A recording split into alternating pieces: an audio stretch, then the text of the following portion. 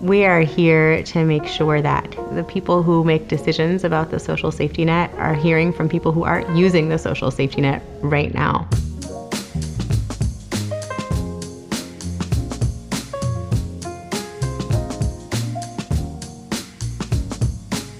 We believe at Sacred Heart that poverty is not inevitable, that it's a result of bad laws, and those laws can be changed.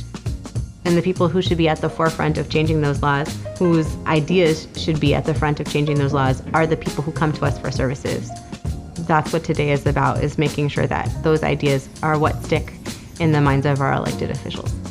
What I remember a lot is it's not just one issue that people are dealing with, it's like the confluence of like all these issues. Like people like, how am I gonna pay my rent when I have chemotherapy? How can I pay for my prescription that's $100 a pop? Or do my kids get to eat? Hearing about how policies that originally had a good intention have unintended consequences, and having people really spell it out, this is how things are not working for me and my family and the community, and how things need to change in order for me to have really a life, was pretty incredible. I heard a lot about how what we really need is accessibility to programs that currently exist, and language access is such a huge part of that, and it's also really great that we got to model a little bit of that today. People don't want free things, they don't want a handout, they want things that are fair, that are affordable to them. They're working many jobs just to make these ends meet, and they just want a fair shot at things. Es muy importante que haya una reparación de la red de protección social, porque a partir de ahí las comunidades se mantienen fortalecidas.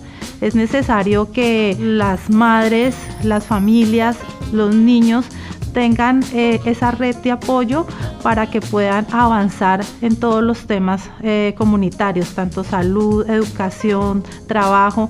Si esto se mantiene, la sociedad puede construirse mucho mejor. It is no one else's job but the government to repair, maintain, tend, and nurture the social safety net.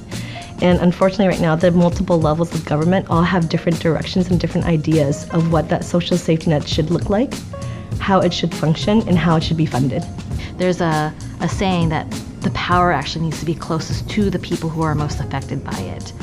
When these decisions are made in the vacuum of that, or lacking that context, we find ourselves in a more worse position.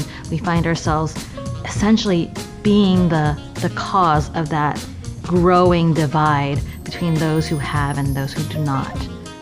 The only solution to that is to have more people in governance who reflect the experiences of those who are actually relying on government right now.